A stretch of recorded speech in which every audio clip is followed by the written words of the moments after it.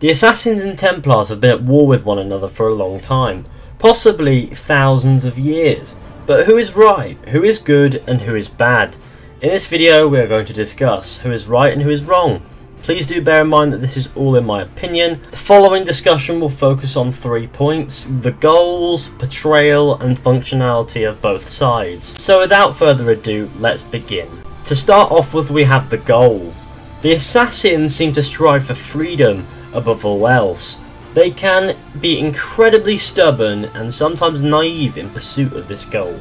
The Templars, however, have adopted a more cynical view on humanity and strive for peace and order. Both sides have noble intentions. As in the words of HATEFUL, freedom can lead to chaos, and at the same time, peace and order doesn't necessarily immediately mean world domination. Both sides wish to do good for humanity, however, they approach their goals slightly differently. Assassins prefer to stay in the shadows, mostly due to being hunted by the Templars. The Templars are quite out there because they have safety in numbers, but at the same time the Assassins do tend to kill them, and sometimes they do go to a cloak and dagger sort of approach as well. However, the Templars do seem to be willing to utilise a more upfront and direct force to maintain order and in turn create peace. Moving on to portrayal.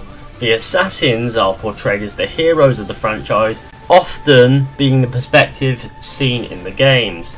The Assassins are portrayed as compassionate guardians of humanity's freedom, whereas the Templars, however, are portrayed as the villains. They're often presented as ruthless and cold-blooded, killing whenever it suits them, sometimes killing merely to avoid inconveniences. However, in Assassin's Creed Rogue we see things from the Templars' perspective, and although there are still some ruthless moments among the Templars, specifically HATEFUL's attitude towards those he interrogates, which for the record is not dissimilar to how Altair handled the people he interrogated in Assassin's Creed 1, we see things sort of in reverse. The Templars appear to have a not before seen compassionate side in Assassin's Creed Rogue. The Assassins, however, are presented as the ruthless villains in this entry and bear striking resemblance to the Templar portrayal in previous games and some games since. Given that they are portrayed to suit the perspective, portrayal isn't necessarily the strongest argument to go off, so with this one you could take it either way. However, the vibe I'm getting here is that both sides are in fact as bad as each other. Our final point to take a look at is functionality. Both the Assassins and Templars have often found feuds within their own orders. Factions within the individual factions would often find themselves fighting for control over their respective brotherhood. Examples of this can be seen for the Templars in Assassin's Creed Unity, and for the Assassins in the Altair memories in Assassin's Creed Revelations.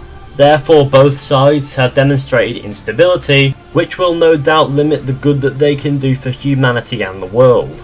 After all, when it comes to fighting a war, disunity is never a good thing. However, disunity being better and so on and so forth does not factor into being right. However, it does support the argument. The argument being that in order to do good, the order itself must be somewhat pure. It must be ready to take on the challenge and do some good, otherwise all it's going to end up doing is destruction. A feat often demonstrated by both Assassins and Templars. In conclusion, neither side is either good nor evil. Both sides have demonstrated the ability to be compassionate at times, but ruthless at others. Both sides strive for the supposedly honourable aims, and both sides have demonstrated fluctuations within functionality. The Assassin-Templar war is best described in the words of Shay Cormac as a mad grab for power.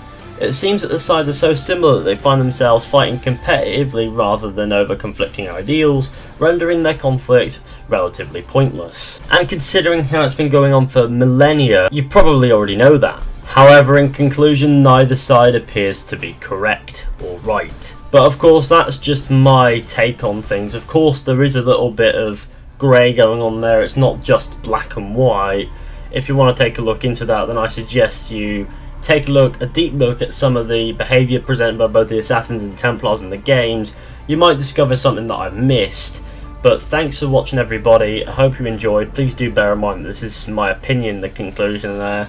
But I hope you enjoyed this little analysis. Be sure to go ahead and leave a like, subscribe, share, comment. Let me know, who do you think are right? The Assassins, the Templars, both of them, neither of them? Let me know, and I'll see you all in the next one with another video. So yeah.